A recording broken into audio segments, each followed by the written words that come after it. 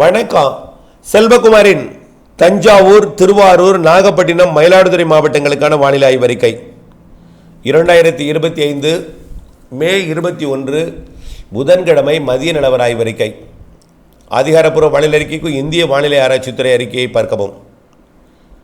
அரபிக்கடலில் கோவா கரையோரம் நீடித்துக் கொண்டிருந்த அந்த காற்றழுத்த தாழ்வு நிலை அதாவது காற்று சுழற்சி தாழ்வு நிலை ஆயிடுச்சு. இன்றைக்கு தாழ்வு பகுதியாக உருவாக போகிறது. அடுத்தது பிறகு வங்கக்கடல் நிகழ்வோடு சேர்ந்து தாழ்வு பகுதி உருவாக்கி அது அப்படியே தீவிர தாழ்வு மண்டலம் என்று உருவாகி புயலாகி சூப்பர் புயல் வரைக்கும் உருவாக போகுது. சக்தி என்ற சூப்பர் புயலாக. இது ஒரு புறம் இருக்க, காற்றை திசை மாற்றி வைத்திருக்க வங்கக்கடலிலே வரக்கூடிய 23ஆம் தேதி ஒரு காற்று சுழற்சி உருவாக போகுது. அது தெற்கு மத்திய வங்கக்கடல் பகுதியில் உருவாக போகுது. அந்தமானுக்கும் இலங்கைக்கும் இடைப்பட்ட பகுதியில் இந்த காற்று சுழற்சி உருவாக போகுது.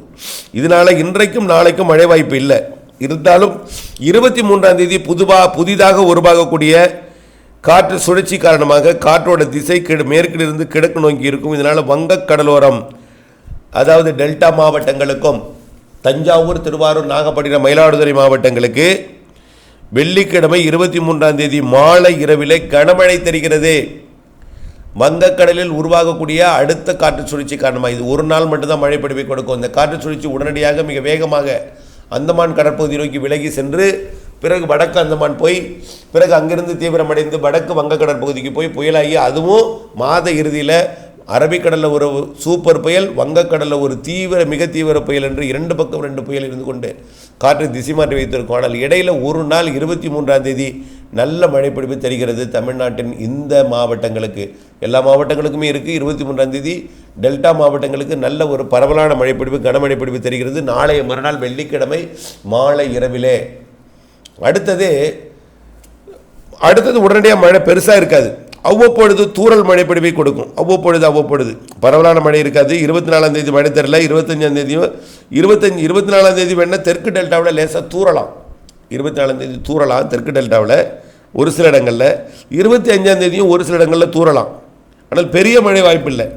25ஆம் தேதி 26ஆம் தேதியும் தூறலாம். பெரிய மழை வாய்ப்பு இல்லை. தூறல் நனைக்கும் மழைப்பொழிவு, கேரளாவில் பெய்யக்கூடிய மழை, பாலக்காட்டு கணவாயிலிருந்து வரக்கூடிய அந்த சாரல், துளி துளியாக மேகம் வந்து அங்கொன்றும் இங்கொன்றுமாக தூறலை போடும். அவ்வளவுதான்.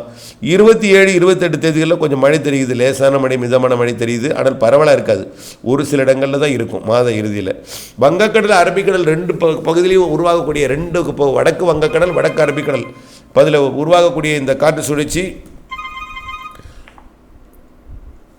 சுழற்சி வரக்கூடிய 23க்கு அப்புறம் மாத இறுதியில் 23, 24ஆம் தேதி லேசாக இருக்கும். 25, 26 பெருசாக இருக்காது. மாத இறுதியில் லேசான மழை, நனைக்கும் மழை பொழிவை கொடுக்கும். மீண்டும் அடுத்த காற்று சுழற்சி உருவான பொழுது ஜூன் முதல் வாரத்தில் மீண்டும் மழைப்பொழிவை டெல்டா மாவட்டங்களுக்கு தொடக்கும். ஆனால் ஒரு பெரிய மழைப்பொழிவு 23ஆம் தேதி தெரியுது. கனமழைப்பொழிவாக தெரிகிறது 23. அதுக்கப்புறம் 24 பெருசாக இல்லை. மாத இறுதியில் லேசாக நினைக்கிற மழை. ஜூன் முதல் வாரத்தில் மீண்டும் மழை வாய்ப்பு இருக்கிறது. தென்மேற்கு பருவமழை தீவிரமடைந்து காவிரி நீர்பிடிப்பு பகுதிகளில் கனமழை பொழிவை கொடுக்கும். இதனால் ஜூன் 12க்கு முன்பாகவே மேட்டூர் அணை திறப்பதற்கு வாய்ப்பு இருக்கிறது என்பதை நினைவில் கொள்ளுங்கள். இந்த ஆண்டு குறுவை சாகுபடிக்கு மிகச்சிறப்பான நீர்வரத்தை கொடுக்கும் வகையில் கர்நாடகாவின் காவிரி நீர்பிடிப்பு பகுதிகளிலையும் கேரளாவின் காவிரி நீர்பிடிப்பு பகுதிகளிலையும் மழை பொழிந்து அணைகள் மேட்டூர் அணையை நிரப்பிக்கொண்டே இருக்கும். உபரி நீர் திறக்கப்பட்டு கொண்டே இருக்கும்.